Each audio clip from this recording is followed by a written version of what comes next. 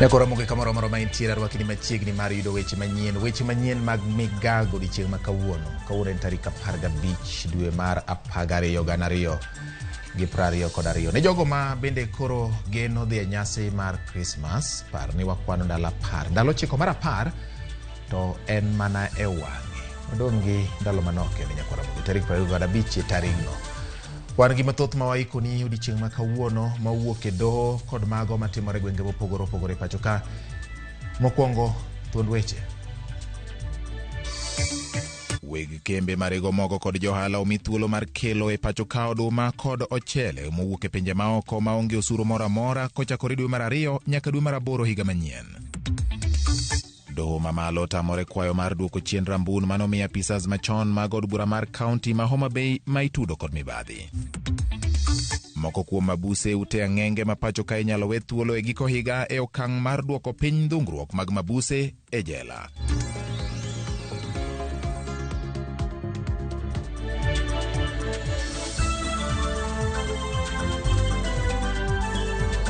Ramogi machiegni mar yudo weche manyien adimba kokale Ramogi TV. Nyinga en George Bati. Par ni nyalo tudori koda kokale namba 360 ma en namba marwa mar ote machuok. Bende nyalo luwa kokale Facebook page mar Ramogi TV Kenya, YouTube, kaachiel Twitter handle en @Ramogi TV KE. Bende nyalo luwo Twitter handle mara @GeorgeBati_. Wacho kod weche motenre kod mago mowuok e doho. Jang'ad bura mar doho mamalo ma Homa Bay Esther Maina owito kokwayo manochwale doho no gi apisas 5 machon mag kaunti no kaywak mane gichwalo notenore kod bura mane omako gi mar tiyo marach gomenda maromo $27.8 million. Jang'ad bura no ramo ni nyaka apisas go chul fai mar omenda maromo $59 million kaka doho noseng'ado. Ji 5 go gin mane chon en karan mar kaunti karan mar od bura mar kaunti ma Homa Bay Bob Kefas Otieno, mane en jatend migawo mar omenda e kaunti no Caroline Chepkemoi Sang, mane en jakwan omenda Maurice Odiwuor Amek, mane en jatend kweth mathoth e od bura no Michael Owino Aoro kod Isaac Ouso Nyandege, mane en jatend kweth manok e od bura mar kaunti no.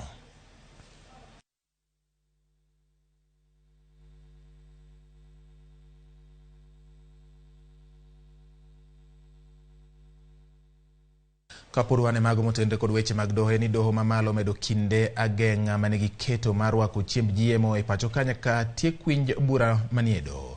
Jal bura Mugure Thande omedo kinde mag ageng'a ne migawo mar pur kod mano mar ohala rwako kit chiemo moro amora mar jiemo donjo e pacho ka nyaka giwinj bura no tarik 13 mar dwe mar 2 higa manyien. Thande omedo ni ging'iyo weche rito alwora kod ngima oganda ka bende nyaka ginon malong'o ber e weche mag ohala.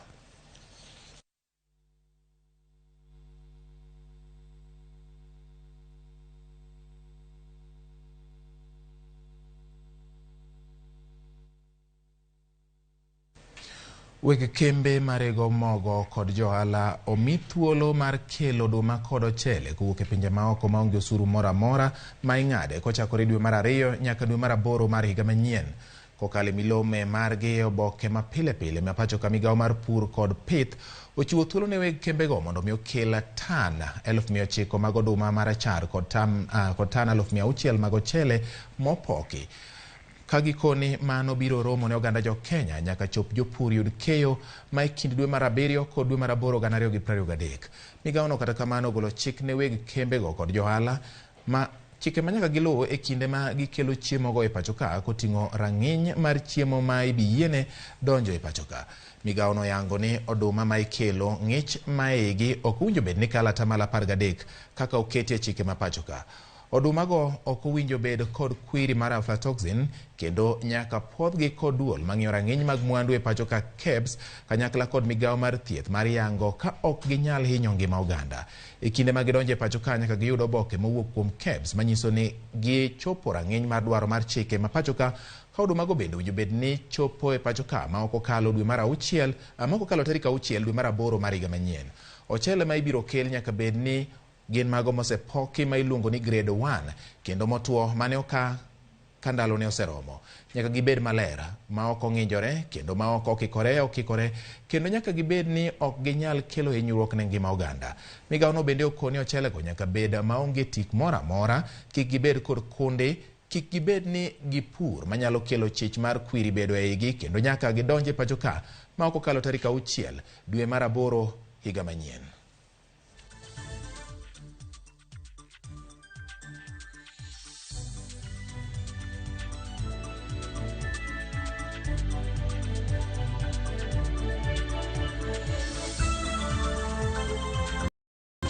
Bad migawo mar arita kwe ma ochung'ne kuonde mag twech ochwalo paro margi mar duoko piny kwan jogo manitie kuonde mag twech kaka yo mar bero ngimagi. Jagoro mongirore migawo no Mary Mudhoni owacho ni gitiyo kanyakla gi bad doho mar neno ni jogo madhi ataro mar chik ma keth margi onge pek ahinya mondo mi inyalo we oko kendo inyalo migi thuolo mar wuok e rumand mondo gidhi nyime gi gero uchumi mar piny Kenya. Koloso e kar twech ma Mwea, Mudhoni owacho ni thoth jotwech ibiro we thuolo ka chop giko mar higani mondo mi giduok chien dhungruok mag mabuse e jela. Omedo ni mano bende dhi kelo thuolo mar medo jogo marito kuonde twech rang'eny mamalo kaka yorno mar jiwogi kuom tich magisetimo. About this issue of and we want to decongest our prisons, and one of the things that we are praying that the judiciary will do is to ensure that those petty offenders are building our economy,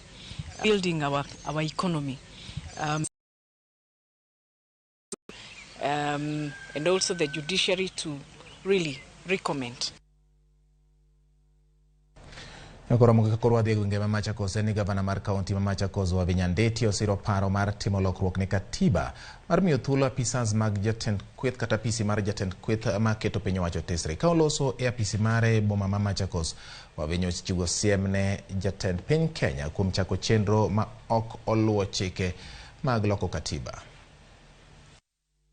Wazi ati kusema mtu anapunguzwa nini? Unapunguzwa nguvu. Unapunguzwa nini? It is your right. Patiwa pesa na ufanye kazi bwana. Yeah. Wacha sisi ni opposition. Tupatiwe pesa. Tufanye kazi. Tucheck. Serikali. Sisi tulifanya. Wanaweza kuendeleza serikali na pia wakuwe na shadow ministers. Tunaelewana? Shadow ministers. Wakucheck hawa ministers wengine. Kwa hivyo it is good. By the way, hiyo ni ku-strengthen democracy katika hii Kenya. Wadhi nyime nyako Ramogi modani mondo wangi mago motenre kod weche ma omakore gi loko chike mabende winjo ka olosie gi gavana mar kaunti ma Machakos Wavinya Ndeti. Riwruok miluongo ni Operation Linda Ugatuzi obago romo e kaunti ma Taita Taveta mar yango choko mar sei gi lony manyasani ewi dwaro mar timo lokruok ne katiba ma pachoka. Jatendgi Fred Ogola olero ni ageta mar jiwo weche ma otenre kod choko sei ma iloko godo weche mag chike. Maen tok kelo kanyakla jotelo mag CBO kata riwruoge mag oganda kachiel gi jokanyo mamoko ewi weche momi pek e kauntis 3 mayudore e gwenge makadho Adnam Chumbi. Kauntis go moting'o Mombasa, Taita Taveta kachiel kod Kilifi. Jokanyo go lero ni dwaro nitie mar timo lokruok e katiba mondo mi okel thuolo mar dongruok e kauntis mapok oyudo ber e tend loch gwenge. So we will rule with wisdom. We want Kenya to be governed by wisdom. Who is Solomon? All of you Kenyans. That's why I talk about Solomonic movement. So I'm urging you and inviting you to join the Solomonic what? Movement under the umbrella Operation Linda Ugatuzi, so that we can get things right. The spirit of evolution was to ensure that these resources, there's equitable share of resources, but we have not felt it up to now. Ya wananchi walikuwa wanastahili ndamolo med chopo mar yudo chanjo e midhusi mar corona e gwenge makono. E kinde ma gichako ayanga tiegruogno e kaunti ma Kisii, jachung'elo Amref Joram Nditi owacho ni tiegruogno gidwaro siro godo sekta mar thieth e kauntis kaka yorno mar kedo gi midhusi mar corona e pachoka. Jodak bende jiwo mondo ochopie karombgi mondo giyud chanjo e kinde ma ikruok dhi nyime ne okang' mar 7 mar midhusino. Gie sani kaunti ma Kisii osechanjo atamalo 40 mag ogandagi. We supporting the county government of Kisii to join healthcare workers on COVID-19 vaccination. This support comes to us from Africa CDC in partnership with MasterCard Foundation, who have given us this support. to train healthcare workers in 8 counties in Kenya, Kisii being one of them. So basically, our call, as I'm referred to, is that we want to request our people from Kisii County to turn up in large numbers in the health facilities. And we're also supporting the county to conduct outreaches so that we can be able to reach those people who are probably far away from the health facilities. Tunataka kuwa train jinsi wanafanya hii kazi ya kupeana chanjo ya COVID-19. Sababu hata kama tunasema ni chanjo, lakini inahusu na maneno mengi sana kuliko ile ambao tulikuwa tumetrain tukiwa katika MTCs. Ndio sababu lazima tuwapatie knowledge and skills ndio waende kutumia wakati wanapeana hii chanjo katika our health facilities. Familia mamidhiero mar kecho mako e kaunti ma Garissa koro kwa mondo kel moko kuom paro makare ma riwruoge machiwonegi kony nyalo biro tiyo godo e kedo kod kech ma kinde ka kinde e kaunti no. Kowuoyo bang' chiwo chiemb kony ne familia maromo 2,000 e kar chung'o od bura ma Bala. Chiemo nyaka chop gibed kod nyalo mar nwang'o to the same thing na to expect a different result. Kwa hivyo hiyo serikali imejitolea kuhakikisha ya kwamba mambo ya drought imekuwa addressed both short term and long term measure. Tukiungana pamoja, sio tu kuja kutoa chakula hivi, lakini kuangalia ni vipi ambavyo uchumi wa hapa ama kilimo ama ni pastoralism itasaidia watu kuwa miaka inayokuja. Tafuteni mradi tunaweza fanya ili every 6 years tusirudi kupeana chakula. Tuwe na sustainable projects ambazo community inaweza jiendeleza nazo. Erokamano nyako Ramogi yena mondo akaw yweyo marwa mokwongo e weche manyien mag Migago gi sani. Puro an gima thoth ma waiko ni omiyo kik idhi mabor, med mana kete ka nikech mae odwa mar Ramogi TV. Weche manyien gin mag Migago.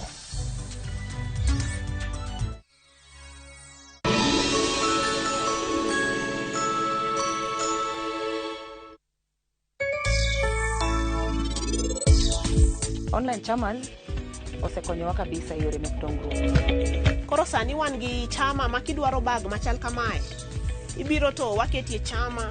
Dhano for the longest time was associate chama gi mine, like binyale chama kata kendi cho ina na ndicho tanane chama. Kumako ruji apar tugolo siling aluf kate week ka week, kate dwe ka dwe. Mane dwe achiel ng'ato mi siling 10,000, mane week achiel ng'ato mi siling 10,000.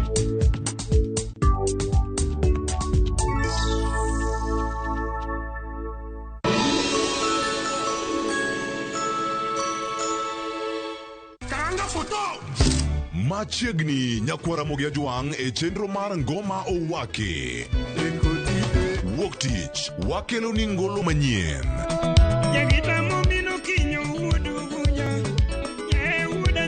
Tich ariyo ras reggae owake. Tich adek en odiochieng' mar twak gi jothumbe. Tich ang'wen kama nene waterie golo machon. Tich abich sukus owake. Kete manaka kod Papa Vic. Ngoma owake wuok tich nyaka tich abich saa 10:15 odhiambo nyaka saa 12.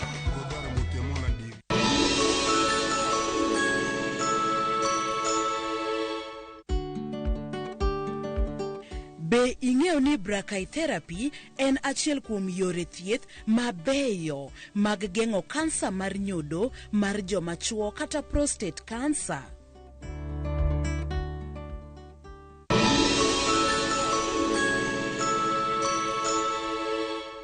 Wakenya wengi wanaendelea kushiriki na kushinda $300,000 kwenye Shabiki Major Leagues Jackpot. Kwa majina naitwa Tobias Uwon, mimi ni mkazi wa Bondo. Nimekuwa nikishiriki mchezo wa Shabiki, hatimaye nikaibuka mshindi. Ningependa kuhimiza Wakenya wenzangu wazidi kucheza mchezo ya ukweli. Hii pesa na tumepanga kulipa nao fee na ingine kusaidia nao wazazi. Kuwa mmoja wao. Cheza Major League Jackpot kwa shilingi 10 pekee kwa kutuma neno MJP kwa 29063 na waweza kuwa mshindi. Shabiki Major League's Jackpot, the easiest jackpot in Kenya. Not for persons under the age of 18. Betting can be addictive. Play responsibly. Shabiki.com is authorized and regulated by the BCLB. License number 416.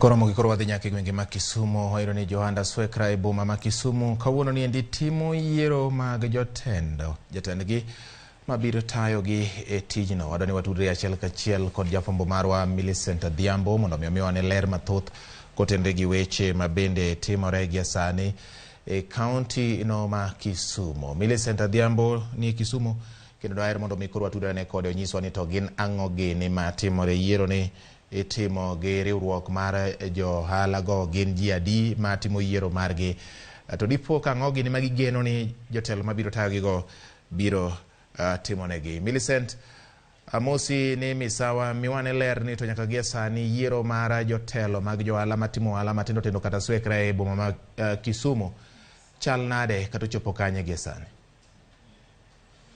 Erokamano ahinya George Bati, achiel kachiel ka wuok Kisumu Sports Ground od mikae kuma bende yiero ma kamago timore kaka wang'eyo ni ohala niga kod atamalo maduong' ahinya e kelo dongruok e ngima oganda. Omiyo Kisumu County kaendi wan gi chiche ma bende dongo kama oting'o Kibuye, Jubilee kod Chichwa. Odiochieng' ma kawuono chiro achiel kuom gima bende en Chichwa dhi nyime kod chenro mag yiero jotelo, ka wang'eyo ni mondo mi gimoro dhi mbele kata motegno manyalo loko ngima ng'ato kaka ohala, jotelo nyaka bedi mariwo wi johala kanyachiel ka gitwa ka giloso dongruok mopogore opogore. Wan nyaka kaendi gi director kata jata tije weche mag ohala ma Kisumu County ma bende en bende ang' no nyal twak kodwa, onyiswa ni to bang' maendi gin chenro mage moketo nyime neno ni dongruok mag johala odhi maber e county ma Kisumu kaendi. Ahinya to sani ma bende wachomo sikuku ma Christmas kod rwako higa manyien 2023. Machiegni koro mag jong'a botera achiel kachiel nyaka moko kuom johala gi jotendgi mondo mi gilernwa ni to gin gi geno mare e yiero ni endi, to yiero ni gitime bang' ndalo maromo nade, to gik mage ma gichano keto mbele mondo mi director kata jata tije obi otimnegi mondo ginwang' kaka weche mag loko ohala odhi maber. Machiegni king'iyo kamera kachichako na gi nyingi. Erokamano, gi nyinga iluonga ni Salim Alias Tosha. An johala maduong' Chichwa Market, stall number 67. Kawuono wan godiochieng' marwa makende mar yiero. Wadwa yiero jotendwa mabiro konyowa weche mag dongruok gi weche mag riembo chiro. Maduong' moloyo wago erokamano ni Kisumu County Government kotelne gi directors wa Bovins nika gi johala duto te ma wan godo mwatimo godo chenro mar yiero. Aneno ka yiero dhi maber gi kwe makende, kendo wadhi yiero jotendwa kaluwore gi sani. Wadhi yiero jakom, jagoro, organizing gi treasurer to gofise duto te gi committee mabiro tayo weche wa mag ohala. Erokamano ne bobir ng'ama chielo mondo mi olerwa to jotelo ma ikwano duto ma uyiero gi endi. Un gi geno mane, gigo mage mugeno ni mondo gibi gitim neno ni oriemb chiro kendo dongruok mar chiro mar Chichwa dhi maber. Machiegni nyalo golo gudu chak na gi nyingi. Erokamano. An awuon gi nyinga iluonga ni Stephen Ogila Alias Tiger. Mokwongo aduoko erokamano ne Kisumu County kotelne gi director Mr. Bovins kuom kawo thuolone ma organize nwa gima chalo kama mar manyo gima waluongo ni Chichwa manyien. An awuon kaka jachung' mochung' e kom mar organizing secretary aduoko mana erokamano ne kwe mosebedo nyaka ne wachak process ni, to agombo ni kande nyalore gi gombo mar Nyasaye ni kako dhi ni orumaruma very peacefully kaka wadhi ni. Takwayo jochung' ma wachung' godo ni bang' e yiero ni wan waduto wan johala wadong'ura kwa beti achiel, wadhi wang'e kaka watim biashara kumora achiel, wakel dongruok kumora achiel, to pogruok ne kechiero motimre kane kik bedie. Mano kende manyawacho. Koro johala mudhi telo ne giwacho kanyo ni chung' e kom mar organizing secretary owinjo gigena ng'o koa kuomu mopogore gi gima gisenene higni 3 nyaka ne Chichwa bend donje. Gima nyalo wacho matimore e Chichwa kanyo nitie gima ji osebedo kaywago kabisa manyalo luongo gi dho ngere ni transparency. nitiere achiel ariyo adek mosebedo kalure gi kaka johala timo ohala. To in terms of empowerment, jachiro in conjunction kaka wan waduto no nitie yore monego bed ni watudore gi gine mamoko, stakeholders mamoko. To ok osebedo transparency, ok osebedo e chiro no. Ema miyo chichwa pok obedo gi development malongo. But an kaka jachung' ma organizing secretary, an ga dier ni mokwongo number 1 en riwruok. Ka wariwre kaka jochichwa mwabedo gi telo moyier ka, to an ga dieri ni kiny jachichwa ne duoko mar gimotimre kar nini. Pero kamano ahinya kapok adhi ir director na obed motegno chung' kar tiende. King'iyo na kamera. Mondo bi ogine ratiche. Johala oseyuak ka dwaro lokruok e chiro. Gidwaro jotelo manyien. Magi nyabet go piny, gigogo mbaka, kendo nyalo chopo dwachgi. Koro an machung' ka iluonga ni Mildred Atieno, alaro kom mar jatend jakom. Eka lare sani, naonge kom. Eka lare sani, to ageno ni ka Nyasaye omiyo wago, twadhi chopo dwaro mar japiny. Mar ariyo, akwayo jogo mwachung' godo, ni gimoro amora mowuok, duoko moro amora mowuok, wabed gi kwe. Kwe no oloyo gimoro amora, kwe mibete piny tipime wach. Koro adwa ni gini korumo e yo makare, wadog piny kaka johala, to wawach ni to kare. Ang'o ma gini mane wadwaro ma county government nyakonyo wago, nikech wan gi lek mang'eny. Ging'eny mok tanga wach gi sani. En gik mwaburo bet piny, to waloso ka wan e achiel, to watero mbele, to wago mbaka gi county government, tang'eyo ni gibro winjowa, to wabro timre nade, wabro fulfill geno mar jaohala. Erokamano. Mana kamano teri achiel kachiel ir director mondo mi onyiswa ni gin kaka county government gigeto ang'o gi chendo ma kamaendi seche ma sani giyawo thuolo mondo mi chichwa obed kod jotelo manyien, mondo mi telo ma osebede kata madhi bedo sani omed riembo ohala kaka osebedo kadhi machiegni. Mokwongo ago erokamano kuom luonga mondo mi watwa gi oganda. Chiro ma wantiere mwawuoyo sani eri miluongo ni chichwa nieri en achiel kuom project ma Governor, His Excellency the Governor, noneno ni ber mondo mi kete johala mane igolo kuonde mopogore opogore kaluwore gi restructuring matimore within the city of Kisumu. Johala no appreciate sana project aina nieri kando biro nikech nokogolgi oteri kamoro, lakini oketi kamoro maber mantiere within the CBD ma ginyalo timo ohala, ginyalo dhi mbele go andgi mok gi yudo hinyruok kodok korka maendeleo mabende timore e city kaeri.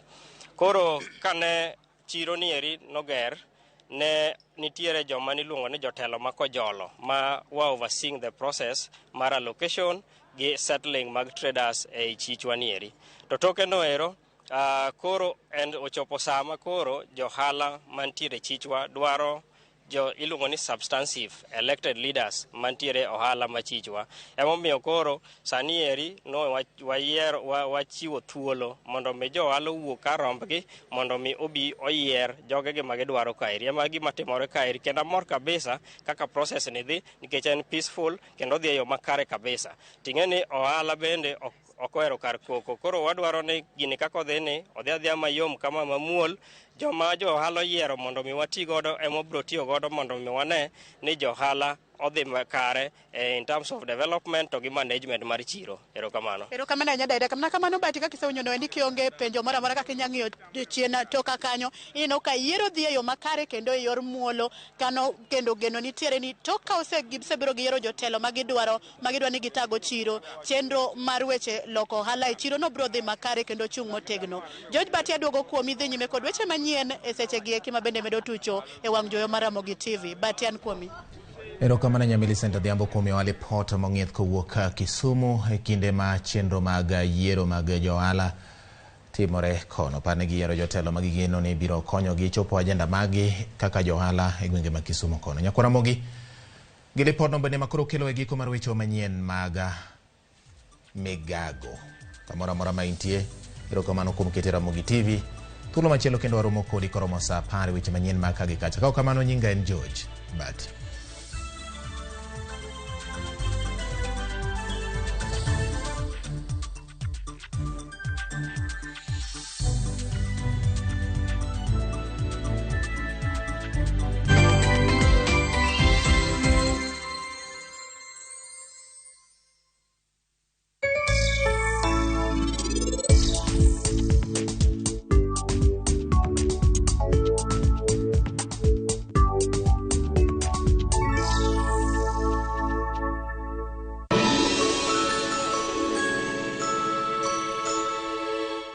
This December. Drama. Have you told them about your marriage? I'm gonna send my flying kiss to you.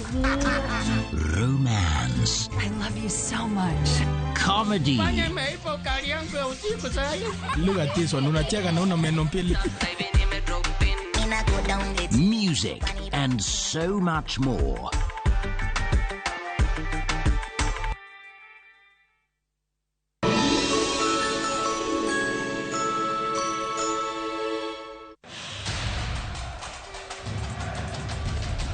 It's time for the greatest football stage in the world. Hapa Shabiki.com tunakuletea the Qatar Jackpot. Rahisi sana. Correctly predict 6 World Cup games kwa shilingi 8 pekee and win 60,000 shillings za haraka kila siku. Tuma neno QJP to 29063. Believe it. 6 World Cup games, 8 bob and 60,000 shillings cash is all yours. Play now. Strictly not for persons under the age of 18. Betting can be addictive. Play responsibly. Shabiki.com is authorized and regulated by the BCLB. License number 416. Shabiki.com.